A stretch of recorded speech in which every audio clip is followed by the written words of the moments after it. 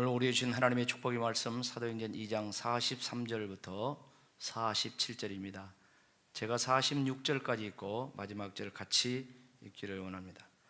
사람마다 두려워하는데 사도들로 말미암아 기사와 표적이 많이 나타나니 믿는 사람이 다 함께해서 모든 물건을 서로 통용하고 또 재산과 소유를 팔아 각 사람의 필요를 따라 나눠주며 날마다 마음을 같이하여 성전에 모이기를 힘쓰고 집에서 떡을 떼며 기쁨과 순전한 마음으로 음식을 먹고 다 같이요 하나님을 찬미하며 또 온 백성에게 칭송을 받으며 주께서 구원받는 사람을 날마다 더하게 하시니라. 아멘.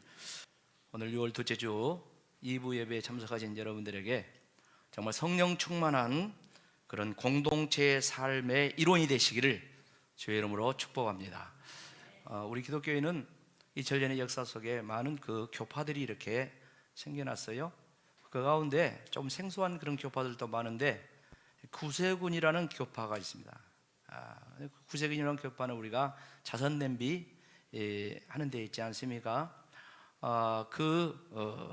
이제 교파가 생겨난 게 얼마 안 된데 이제 그 교파의 이제 창시자라고 말씀하는 윌리엄 부스 목사님이신데 이분이 원래 감리교 목사님이셨어요. 그런데 뜻이 계셔서 이제 섬김과 나눔의 그런 공동체의 삶 이걸 지향하면서 자연스럽게 이제 구세군이라는 이런 기독교 또 하나의 이제 교파가 생겼어요. 근데 이분이 많은 그 말씀을 하셨는데 지나놓고 보니까 그게 다 예언적인 이야기였고 세대를 지나놓고 보니까 그게 다 맞는 말씀이다. 요즘 그렇게 이제 학자들이라든가 목회자들이 그렇게 재해석을 하고 있습니다. 그 가운데 중요한 말씀을 했는데 한번 읽고 앞에 있는 말씀 같이 읽고 보겠습니다. 시작. 교회는 있는데 성령이 역사하지 않는 세대가 올 것이다. 아주 유명한 말씀 100여 년 전에 했습니다. 무슨 말씀입니까? 교회와 성령은 떼려야 뗄 수 없다는 그런 말씀 아니겠습니까? 여러분 교회는 건물이 아닙니다. 교회는 우리 모두 예수 그리스도를 믿는 우리 모두가 교회인 줄로 믿습니다. 우리 구성원들이 교회의 일원이에요. 그래서 교회라고 할 때 건물을 생각하면 안 되고 우리 공동체를 항상 우리는 염두에 둬야 됩니다. 그러니까 이 교회 공동체는 성령님과 뗄 수 없는 공동체가 돼야 된다는 거예요. 그런데 교회는 있는데 교인들은 있는데 성령님이 없는 그런 시대가 올 것이다. 이런 예언적인 그런 말씀을 했는데 말세지마를 살아가고 있는 오늘 우리들 가운데 이제 조심스럽게 그런 이야기를 하지 않을 수가 없어요. 우리는 일반적으로 볼 때 순복음이나 이런 데를 아주 순복음 교당 같은 성령 충만한 아주 성령님을 많이 이야기하는 그런 은사적인 그런 교회로 알고 있습니다. 근데요 요즘 어떤 일이 일어나는지 아십니까? 그렇게 성령 충만한 그런 성령의 은혜를 아주 중시한 그런 교단의 목사님들 가운데 성령님은 이제 우리나라에서 떠났다. 이제 성령 시대는 갔다. 이제 말씀만 중요하다. 이렇게 말씀한 그런 사람들도 있어요. 그런 주장을 하는 사람들도 있어요. 그러니까 오늘날 우리가 신앙생활을 어떻게 해야 될 것인가? 그야말로 두 눈 부릅뜨고 그리고 마음을 열고 귀를 열고 할렐루야 영의 눈을 열고 영적으로 분별하면서 신앙생활을 하지 않으면 큰일 나는 그런 우리가 말세지마를 살고 있습니다. 오늘은 우리가 지난 주일 절기산호 성령 강림절을 이제 맞이했고 그리고 성령 강림절로부터 이제 부흥회를 한 주간 하고 이제 두 번째 주일을 우리가 갖지 않습니까? 성령 강림절과 부흥회를 앞두고 저녁으로 2주간 이제 준비 기도를 하고 또 많은 은혜들을 받았습니다. 뭐 바쁘시고 그래서 못 나오신 분들 계시지만은 참석한 분들은 알 거예요. 개인적으로 많은 은혜를 받고 또 치유의 역사라든가 여러 가지 이제 이런 일들이 이 한 주간 사이에 많이 일어났습니다. 교회 안에서뿐만 아니라 교회 밖에 다른 교회 다니신 분들도 이제 멀리서도 서울서도 내려온 사람들이 있고 그래가지고 그분들도 많은 은혜를 받았다고 그렇게 또 하나님 앞에 감사하고 막 다른 교인들인데 헌금도 많이 하고 막 그런 일들이 아무튼 있었어요. 제가 말씀드리고 싶은 것은 이제 중요한 것은 성령 강림제를 보내고 이제 우리가 부흥회를 통해 은혜를 받았는데 이후의 삶이 어떻게 전개되어야 될 것인가, 오늘 그 말씀을 드리려고 해요. 다음 주까지 이어지겠습니다만은 우리 기독교 신앙의 생명력은 삶에 있는 줄로 믿습니다. 삶이 바탕이 돼야 돼요. 하나님 말씀을 중심한 이 삶이 따르지 않으면은 내가 아무리 교회를 다니고 중직을 맡았다 할지라도 영향력을 미치지 못해요. 세상 사람들이 크게 인정을 하지 않습니다. 그래서 우리 기독교 신앙생활은 하나님 말씀을 받고 은혜를 받고 성령 충만 받고 그 다음에 삶으로 이제 나타나는, 열매를 맺는 이제 그런 이제 생활을 이렇게 해야 되겠습니다. 자, 그런데 오늘 본문의 말씀을 보면 그렇지 않습니까? 오순절날 성령이 강림하면서 큰 은혜를 받고 초대교회가 생겨났지 않습니까? 그래서 초대교회에 이제 공동체가 120명이 성령의 은혜를 받았는데 그 120명의 사람들이 뜨거운 가슴을 안고 나가서 유대인들에게 전도해가지고 3,000명이 그날에 예수를 믿었어. 3,000명이 놀라지도 않아. 할렐루야. 저는 개인적으로 우리 구례를 위해서 기도하는 구례 인구의 11조는 우리 교회가 감당해야 되지 않겠는가, 그런 기도를 올 때부터 지금까지 속으로 계속 하고 있어요. 그날에 3,000명이 믿으면서 이제 초대 예루살렘 교회가 시작이 된 거예요. 그리고 오늘 본문의 말씀은 그들이 은혜 받고 예수 믿고 성령 충만 받고 어떻게 공동체의 삶을 살았는가, 어떻게 교회 생활을 했는가, 그것을 오늘 기록하고 있는 그런 말씀이죠. 초대 예루살렘 교회, 저들은 기독교 공동체로서 성령 공동체가 이제 형성이 되었습니다. 이것은 오늘날 모든 교회가 나아가야 될 그런 하나의 모델과 같은 방향 제시다, 이렇게 다 해석을 해요.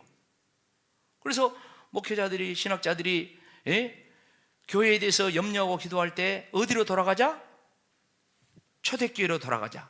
어디 교회로 돌아가자? 사도행전 이 교회로 돌아가자. 전부 다 그렇게 이야기합니다. 전부 다. 그래서 오늘 이 시간 우리가 그동안 은혜도 받았겠다, 성령 강림도 지났겠다, 이제 그래서 중요한 것이 성령 공동체의 삶을 어떻게 예루살렘 교회가 살아냈는가, 그걸 우리가 배우면서 오늘 우리 교회도, 우리 성도들도 그 성령 공동체의 삶을 살기를 축복합니다. 할렐루야. 자, 그렇다면 정리하면 먼저 오늘 볼 수 있는 말씀은 뭐냐면 초대 예루살렘 교회, 이 교회는 성령 공동체였는데 어떤 공동체? 하나된 공동체이다. 하나된 공동체. 자, 44절 말씀 보면 이렇게 이야기하고 있죠. 믿는 사람이 다 함께 있어. 다 함께. 제가 가끔 이렇게 소름이 돋을 때가 있어요. 왜 그러냐면 제가 설교하고자 하는 그 내용을 찬양대가 하고 있어요. 가끔 목사님 다음 주 무슨 설교에 안 가르쳐 주거든요. 그런데 지휘자님 이야기하는데 오늘 보니까 다 함께 공동체. 할렐루야. 우리 다 함께 갑시다. 저 그거 아닙니까? 그래서 오늘 또 설교하기 전에 하여간 이 다 함께 이 공동체의 찬양을 하는 걸 보고 성령님이 역사한다, 이럴 때는 아멘을 크게 해도 아무 상관이 없어요. 성령님이 역사하신다. 그렇습니다. 우리가 찬양을 해도 그러고 예배를 드려도 그러고 우리가 개인적인 기도 생활 이 모든 가운데 성령님이 역사하지 않으면 이거는 아무것도 아니에요. 기독교 신앙생활의 생명력은 생명의 성령이 있는 줄로 믿습니다. 성령이 역사해야 돼요.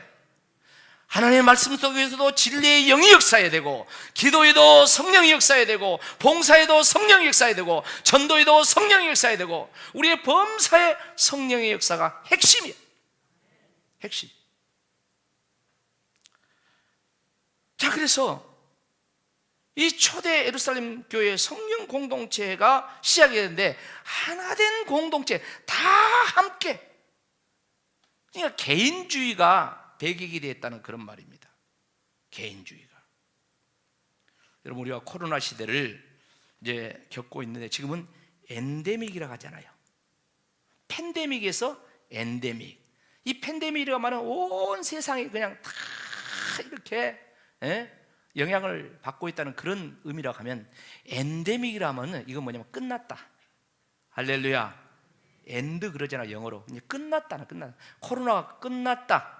지금 엔데믹을 향해 나가고 있다고 그렇게 이야기하고 있잖아요. 그런데 이 코로나로 인하여서 나타난 폐해가 엄청나잖아요. 여러 가지 폐해가 있어요. 근데 여러 가지 폐해 중에 이제 교회의 폐해가 있죠. 교회에 대해서 우리들의 신앙생활에서 점검을 할 때, 이 코로나로 인하여서 이 교회 공동체가 역행이 된 거야. 교회는 공동체로 더불어서 신앙생활 하는 것이 맞는데, 코로나 감염으로 염려해서 막 정부에서 예배를 드리지 말아라, 또 그리고 만나지 말아라, 소그룹도 하지 말아라 하면서 어느새 2년 반이라는 세월이 지나면서 어떻게 됩니까? 이 공동체 의식이 많이 사라졌어요. 그리고 개인주의가 팽배해졌어요. 그리고 오늘도 그런 사람이 있는가 모르겠지만, 왜 예배 안 나오셨습니까? 그러면은 유튜브로 예배했어요. 영상 예배했어요. 마치 당연한 것처럼. 요즘 많은 데이터를 이제 조사를 합니다. 그러잖아요. 문제가 있으면 데이터를 보잖아요. 정치도 그러고 경제도 그러고 교회도 마찬가지입니다. 데이터를 많이 내요. 설문조사 해가지고 냈는데 어쩐 줄 아십니까? 지금 한 60%, 70%는 현장 예배를 반드시 드려야 된다 이렇게 나오고, 30, 40%는 뭐 그냥 영상 예배 드리고 집에서 이렇게 해도 된다, 이렇게 거의 고착화가 되고 있어요. 여기에 대해서 지도자들이 얼마나 지금 걱정을 하는지 몰라요. 그래서 지금 여름 같은 데 되면 막 세미나가, 옛날에 보면 목회자 세미나 있잖아요. 코로나 때문에 세미나가 다 없어졌어요. 근데 지금 세미나가 본물처럼 터지는데, 이 세미나 중에 무슨 주제의 세미나를 많이 하겠습니까? 예배 회복 세미나, 이런 세미나를 많이 하고 있는 거예요. 그러면서 우리는 개인적으로 뭐 어쩔 수 없어서 영상 예배도 들고 집에서 할 수 있지만은, 교회는 뭐다? 공동체다.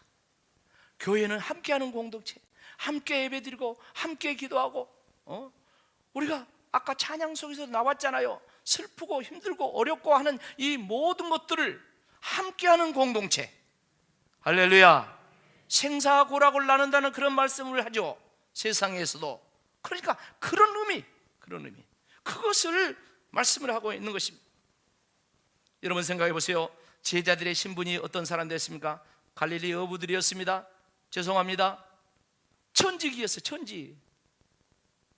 근데 어쩌습니까? 저들이 성령 받고 막 뜨거운 가슴을 안고 예수님을 전도를 하는데, 유대인들 지금 오순절을 맞이해가 구약 절기입니다. 세계에서 사람들이 성지순례에 와가지고 거기 모여 있어요. 그들을 향하여서 하는 말이 뭡니까? 우리가 조상 때부터 메시아를, 구세주를 기다렸는데 예수가 우리의 메시아다, 예수가 우리를 위해서 죽으셨고 부활하셨다, 막 전도를 합니다. 그렇게 해가지고 깨닫고 감동받은 사람들이 3,000명이 예수 믿으면서 초대교회가 시작이 되는 거예요. 생각해 보세요. 하나된 공동체의 의미를 이야기합니다. 끼리끼리가 아닙니다. 저 어부가 지도자예요. 베드로, 요한, 야고보, 어부. 근데 어쩝니까? 거기에 성경 앞에 2장 사도행전 2장을 집에 가서 읽어보세요. 사방에서 16, 7개 지역, 나라 성지순례를 왔어요. 그러면 생각해 보세요. 우리 교회도 이제 성전건축 기념 성지순례 가자고 말은 떼어놨습니다만은 성지순례를 가려고 하면은 준비를 해야 돼요. 준비를. 그 2000년 전에 옛날에 외국에서 살면서 성지순례를 온다? 그러면요, 경비도 있어야 되고 사고도 있어야 돼. 생각도 깨어 있어야 돼. 생각도. 뭐 달러 거기를 가?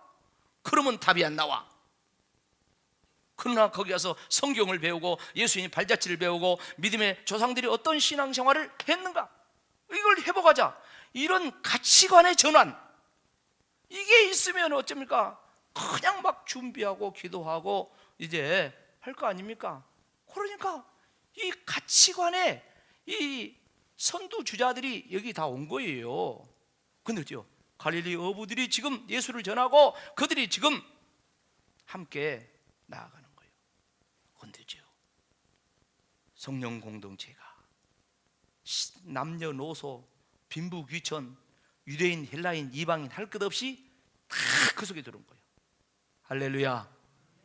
이게 교회야. 이게 성령 공동체야. 미국에서 있었던 이야기입니다. 지금이야 좀 많이 그러지만, 아니 지금도 미국에는 인종차별 얼마나 심합니까? 옛날에 인종차별이 지금보다 훨씬 심할 때, 그때 백인 교회, 흑인 교회 막 나눠질 때 어째요? 한 흑인이 예배를 드리려고 헐레벌떡 이제 교회를 찾아서 왔어요. 자기가 사는 지역이 아니야. 그래서 교회를 찾아서 왔는데 입구에 딱 들어가는데 당신 못 들어간다고. 왜 못 들어가면? 너는 흑인이지 않냐? 아유, 나도 예수 믿는 형제인데요. 흑인이다, 안 된다. 그래가지고 어쩝니까? 예배당에를 못 드리고 그 마당에서 예배를 드리는 겁니다. 그냥 무릎 꿇고 울면서, 주님, 예배당에 들어가서 예배를 드려야 되는데 이 마당에서 예배를 드리네요. 주여 주여 하면서 어찌하오리까? 그런데 어쩌십니까? 한참 울면서 기도하고 있는데 환상 중에 다 예수님이 나타나는 거예요. 등을 또닥또닥 두드리면서, 얘야 울지 마라. 너만 못 들어간 것이 아니라 나도 못 들어갔다. 너만 예배당에 못 들어간 것이 아니라 나도 예배당에 못 들어갔다. 그러니까 너무 그렇게 울지 말으라. 윌리엄 부스가 이야기했습니다. 교회는 있지만 성령이 없는 시대가 올 것이다.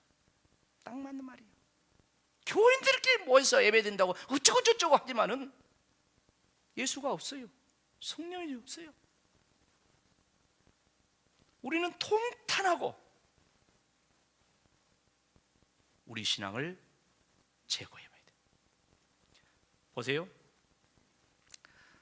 이제 사도 시대가 베드로, 요한에서 성경을 보면 바울 시대로 넘어갑니다. 바울이 얼마나 전도를 많이 하고 교회를 많이 개척을 했습니까?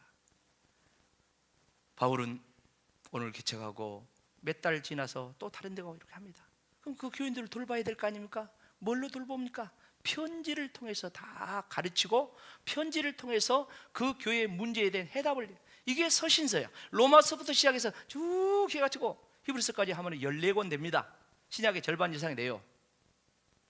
편지를 통해서 하는데 그 편지 속에 예수님에 대한 이야기, 성령에 대한 이야기, 교회 공동체에 대한 이야기, 이런 건 많이 합니다. 그런데 거기에 꼭 그 공통적으로 들어가는 이야기가 있어요. 그건 무엇입니까? 그거는 공동체에 대한 이야기예요. 교회는 서로 다른 사람이 모여 있잖아요.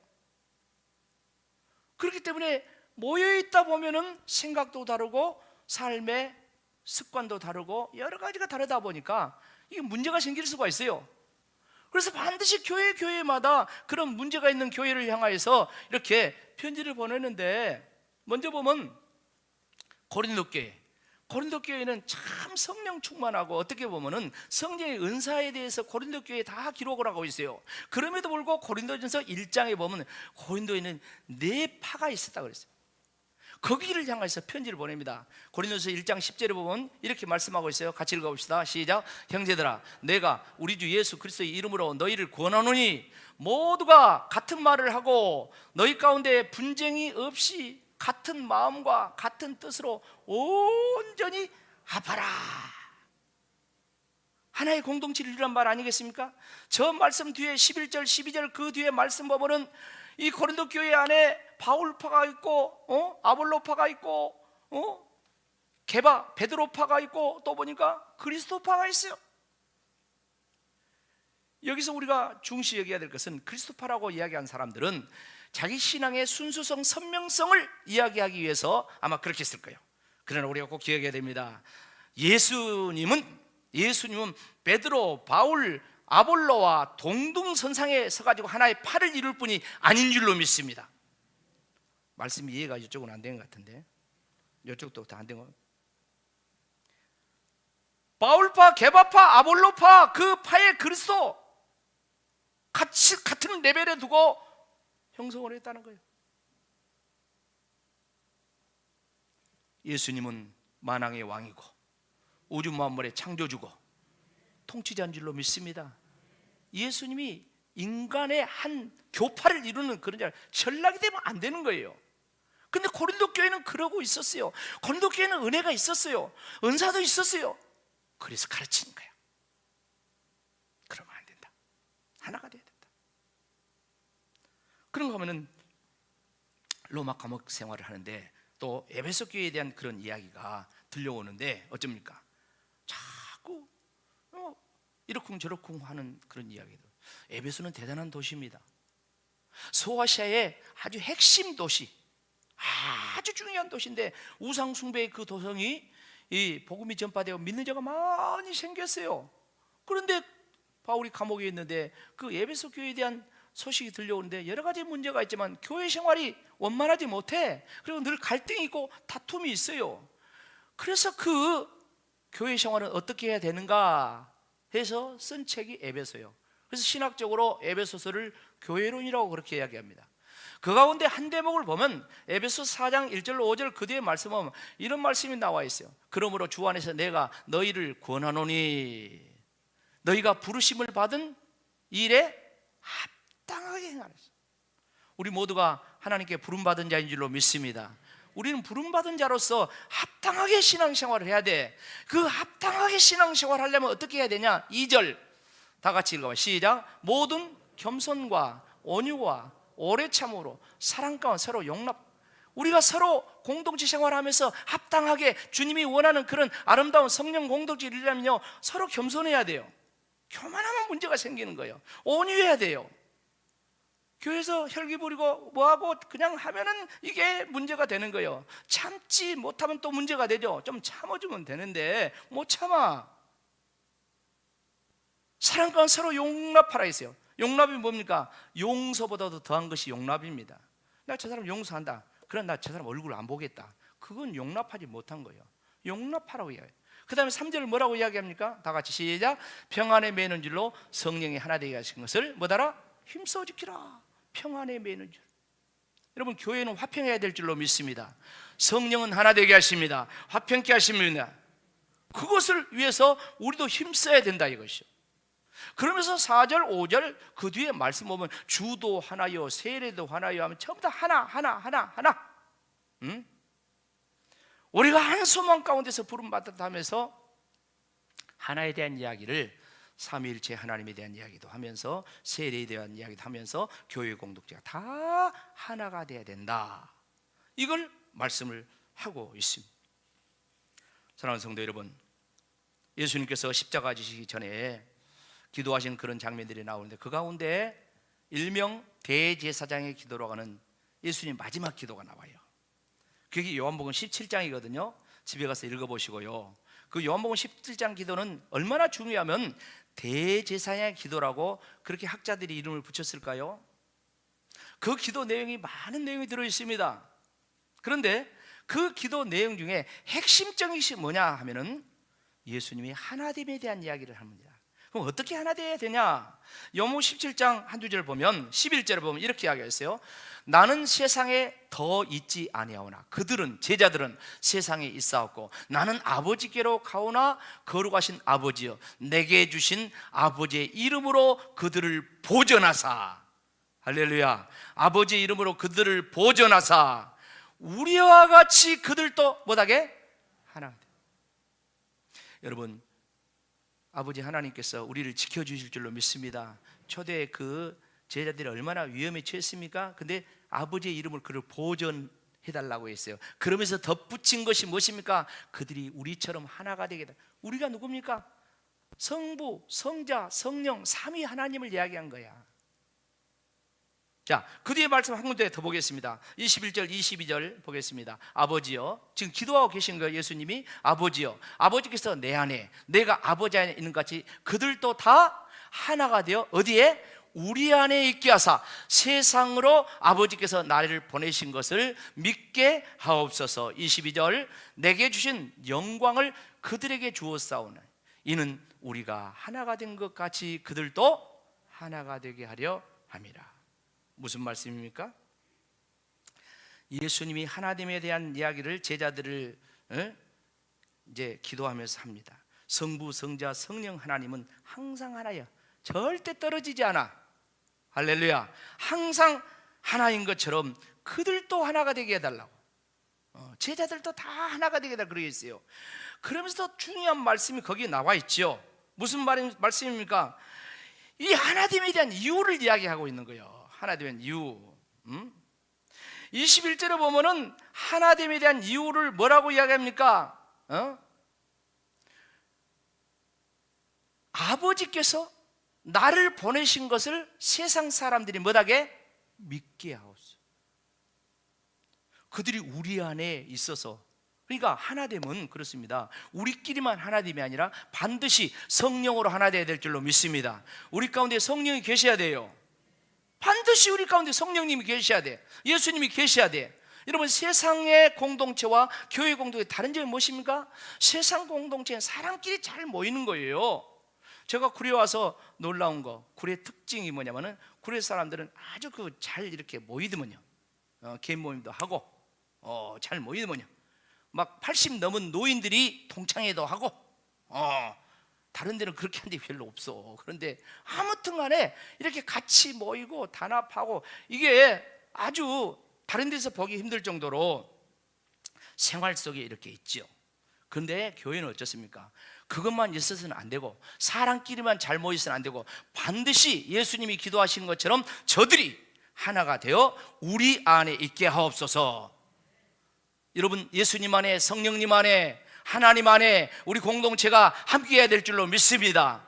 이렇게 될 때 그렇게 하는 목적을 이야기하고 있어요. 그렇게 함으로 말미암아 세상으로 누구를 믿게? 예수님을 믿게 하려 함이라. 예수님 그 기도하는 거예요. 여러분이 이제 처음 교회를 이제 가려고 해. 그럼 구례가 교회가 얼마나 많습니까? 한 50개 돼, 교회가. 근데 어떤 교회를 가겠습니까? 지지고 볶고 맨날 싸운다, 그런 교회 가겠습니까? 누가 전도해도 나 그런 교회 안 간다 하지 않겠어요. 이건 삼척 동자한테 물어봐도 알아요. 또 자기들끼리는 좋은데 그 교회는 은혜가 없다가 돼, 하나님의 역사가 없다가 돼, 그러면 그런 교회 가겠습니까? 하나님 만나러 가는데. 그러니까 우리가 하나 되고 더불어 예수님과 하나 되고 성령님과 하나 되는 것은 세상으로 믿게 하려 함이라. 할렐루야. 오늘 말씀 보세요. 47절. 이 아름다운 하나된 공동체를 생활을 하니까 주께서 날마다 구원받는 사람을 더하게 하시니라 그랬어요. 하나님이 50개 교회에 있는데 사람들을 하나님 보내주신데 어느 교회 보내주겠습니까? 서로 화목하고 하나 되고 그 가운데 예수님이 항상 성령으로 계시고 그런 은혜로운 교회, 영적인 교회, 그런 교회에 하나님 보내주시지 않겠습니까? 예수님이 그걸 기도했어요. 그렇게 말씀하셨어요. 여러분, 우리는 철저하게 교회는 하나 되어야 된다는 사실을 잊지 마시기 바랍니다. 하나님은 하나 되게 하셔요. 예수님은 하나 되게 하셔요. 성령님도 하나 되게 하십니다. 마귀만, 귀신들만 이름처럼 분열시키는 거예요. 마귀, 귀신, 디아볼로스, 디아모니아, 이름 뜻이 뭐라고요? 나누다, 분열시키다, 그런 뜻이에요. 사랑하는 성도 여러분, 요즘 뜻있는 많은 사람들이 한국교회를 염려합니다. 여러 가지 염려를 하는데 그 가운데 한국교회가 참 이렇게 연합을 하고 하나가 돼야 되는데 안 된다는 거예요. 여러분, 우리 교회는 장로교입니다. 근데 장로교가 한 200개 된다는 거 아닙니까? 우리나라에 장로교가 200개 정도 된다는 거예요. 원래 우리나라에 언더우드가 들어올 때 장로교 하나 있습니다. 장로교 선교사들이 북장로교, 남장로교, 호주 장로교, 카나다 장로교 선교사들이 다 들어왔습니다. 그러나 우리나라에 교단을 세울 때는 조선 예수교 장로회 하나 세운 줄로 믿습니다. 외부에서 각기 자기들은 교단이 있었지만 우리나라에 장로교 하나 세웠어요. 근데 130년이 넘어지면서 지금 장로교만 해도 200개 이상이 된다는 것입니다. 200개 이렇게 나눠졌다는 것, 다 나름대로 자기 이유가 있죠. 이유가 있죠. 교단연합체도 뭐 한기총, 한국교회연합, NCC 등 수많은 단체가 난립을 합니다. 엊그저께 윤석열 대통령이 취임을 했습니다. 대통령 취임하면은 어쩝니까? 종교기관 대표들을 불러 모으잖아요. 그럼 불교 총무원장 누가 오고, 그 다음에 뭐 유교 누가 오고 와요. 그런데 우리 천주교는 이제 천주교 대표 뭐 신부님이 한 번 딱 하는데 개신교는 어떻게 해야 될지를 모르겠다는, 누구를 어떻게 불려야 될지를 모르겠다는. 전체적으로 보면 우리 개신교가 제일 분포도로는 많다 하잖아요. 그냥 힘을 쓰고 이렇게 나가는 데는 힘을 잘 못 쓰는 거예요. 연합이 안 되니까.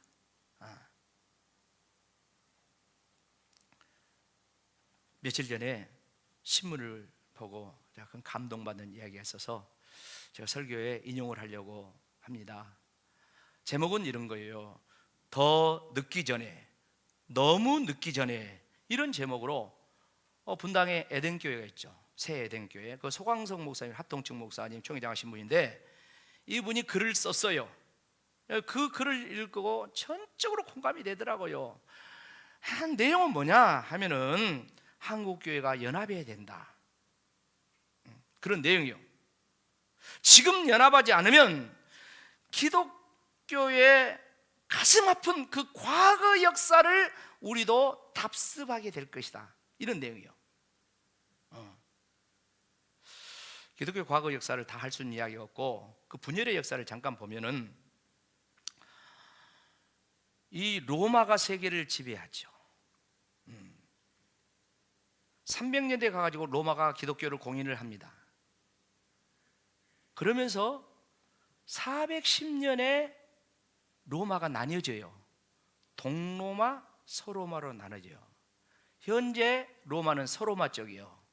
동로마 쪽은 뭐냐? 터키 쪽이요. 콘스탄티노플 이쪽이요. 나눠져요. 그러다 보니까 교회도 어쩌냐면은 동쪽에 있는, 동로마 쪽에 있는 교회들은 이 동방교회, 서쪽에 있는 교회들은 서방교회 그랬어요. 그러나 이 교회들이 다 하나가 되어서 잘 지냈습니다. 그런데 이 교회가 이제 분열하는 그런 역사가 나와요. 분열하는 역사가 나오는데 원래 교회는, 기독교회는 하나였죠. 근데 역사적으로 보면 이 325년에 제1차 니케아 공회라는 세계 이제 교회 회의가 있어요. 거기 핵심 주제는 뭐냐면은 신학의 기초 교리 중에 삼위일체의 교리가 있어요. 성부 하나님, 성자 하나님, 성령 하나님. 초대교회라 아직 이게 정립이 안 된 상태였는데 그때 이 회의를 통해서 정말 중요한 삼위일체 하나님 교리를 여기서 정립을 해가지고 다 함께 이렇게 믿습니다. 그런데 381년에 이 콘스탄티노플이라는 동로마 이쪽 지역에서 회의를 하는 거예요. 그런데 그때 회의를 하면서 이제 거기에 쟁점이 있어요. 그러니까 동방교회, 서방교회, 쟁점이 있는데 성령론에 대한 생각이 다른 거야. 서방교회, 흔히 우리가 이야기하는 이제 천주교죠. 현재 이 천주교회 쪽 현재 이쪽에는 성령님이 성부 하나님과 성자 하나님으로부터 발한단 말이야. 나오신다 이 말이에요. 보내신다 이 말이에요. 그런데 동방에 있는 교회들은 어쩌냐? 이 성령님이 성부 하나님으로부터만 온다. 성부 하나님이 보내신다. 이렇게 계속해서 대립을 하는 거예요. 대립을 하고 대립골이 계속해서 갈등이 일어나죠. 갈등이 일어나다가 이제 완전히 이제 결국 동방교회, 서방교회가 나눠져 버려요. 그런데 그 다음 중요한 교회 분일이 이 동방교회에서 일어납니다. 동로마 쪽에는 이 동방교회, 흔히 정교회라고 그러죠. 이쪽에서 교단 분열이 일어났는데 어떤 이야기가 있었냐면은 예수님, 성모 마리아, 그리고 성자들의 그런 성화, 동상 이런 것들을 숭배해도 된다. 그러니까 화상, 성화, 숭배파와 아니다. 이거는 우상이니까 절대로 해서는 안 된다. 반대파가 있어요. 이 두 파가 계속 싸운 거야. 그것을 저쪽 서방, 이제 교회가 본 거예요. 보니까 그래도 그 형제인데 싸우니까 어쩝니까? 예? 싸움을 말리려고 해요. 예? 말리려고 하는데 그 싸우고 있을 때 이슬람, 오스만 터키라고 그러죠. 오스만 튀르크라고 하는데 거기에 메호메트 2세가 이제 그 싸울 때 침략을 해 들어와요. 그것을 서방교회가 보니까 저거 가만 놔두면 안 되겠어. 그래서 이제 이시도르라는 이 주교를 교황청에서 보내요. 우리가 도와줄게. 우리가 저 이슬람 군대를 물리치는데 우리가 군대를 보내서 도와줄게. 그러면서 조건을 내세우죠. 그게 뭡니까? 우리 하나가 되자. 우리가 뭘로 나눠져야 되냐? 우리 같이 하나가 되자. 이렇게 제시를 하죠. 근데 어떻습니까? 결론은 거절해버려요. 그리고 이슬람 제국이 망합니다. 여러분, 동로마 제국이 이 망하기 전에 성소피아 교회, 성소피아 성당이라죠. 거기는 10,000명이 들어가서 모여서 기도를 하는 거예요. 나라가 어려우니까 10,000명이 모여서 성소피아 성당에서 기도를 하는데 이렇게 기도를 합니다. 지금도 그대로예요. 한번 읽어봅시다. 시작. 하나님, 지금이라도 어서 빨리 미가엘 천사를 보내어 저 짐승 같은 이교도들을 보스포러스 해협 바깥으로 물리쳐 주세요. 이슬람을 이교도로 하는 거예요. 저렇게 성소피아 10,000명의 교인들이 모여가지고 막 이슬람 물려달라고 기도하는 거예요. 근데 저때 백마를 타고 메호메트 2세가 다 그 이슬람 이 지도자 메호메트 2세가 성소피아 성당을 확 저 사람이에요. 그리고 군대를 입고 두르는 거예요. 두르면서 하는 말이 있어요. 다 같이 읽어봐요. 시작. 두려워 말라, 놀라지 말라. 내가 어릴 때 나의 어머니에게 배웠던 기독교는 평화의 종교였다. 그런데 왜 너희들은 한 하나님을 섬기고 같은 예수를 믿으면서도 늘 싸우기만 한단 말이냐? 내가 너희들에게 누구의 이름으로? 알라의 이름으로 평화를 주러 왔노라. 그렇게 해가지고 망해버렸어요. 지금 저 성소피아 성당이 터키에 가보니까 어떻게 되는지 알죠? 이슬람 성전이요. 기독교 유물 다 있어요. 이슬람 성전이요. 이슬람 성전. 나무나라 이야기가 아니라 어떤 종교계 이전의 이야기입니다. 이런 내용들을 보면서 우리는 이 메호메트 2세가 한 이 말을 들으면서 그냥 가슴을 후벼 파야 돼. 가슴을 후벼. 어떤 일이 있어도 교회에서는 싸워서 안 된다. 어째 아멘 안 합니까? 우리 교회는 안 싸우니까. 그래도 아멘 하시오. 어떤 일이 있어도 교회에서 성질 내면 안 된다. 왜? 마귀가 틈타. 메호메트 2세 또 다른 마귀들이 틈타. 여러분 보세요. 출애굽기 17장에도 아말렉이 전쟁을 해왔어요. 그때 했어요. 무리바에 물이 없을 때요. 그런데 물이 없어가지고 다퉜어. 그때 마귀가 왔어. 다툴 때 마귀가 오는 거예요. 다툴 때 평화가 깨지면서. 가정에도 그래요. 교회도 그래요. 교단도 그래요. 지금 한국교회는 엄청난 세력의 공격을 받고 있어요. 우리가 지금 이렇게 예배 드리고 있으니까 아무것도 아닌 것 같죠. 지금 반기독교 세력부터 얼마나 강한 공격을 받고 있는지 우리가 알아야 돼요. 이 공격이 그냥 공격이 아니라 이제는 국회에서 법을 제정해가지고 법으로 밀어붙이려 해요. 그게 대표적인 게 뭡니까? 포괄적 차별금지법, 동성애 합법화 등등 이런 법을 제정하려고 해요. 차별하면 안 되죠. 그런데 우리는 들어가 보니까 동성애를 합법화시켜. 하나님은 남성과 여성을 만드셨습니다. 여러분 과학적으로도 이것이 진리입니다. 그런데 이 주장하는 사람들은 어떻습니까? 그 사람들은 제3의 성을 이야기해요. 제3의 염색체를 이야기하는 거예요. 과학적으로 안 맞아요. 느낌이 그렇다는 거예요. 그런 것이 23개, 28개 뭐 어쩌고 저쩌고 하는 거예요. 다 인정을 해야 된다는 거예요. 창조 질서가 깨져버리는 거예요. 창조 질서.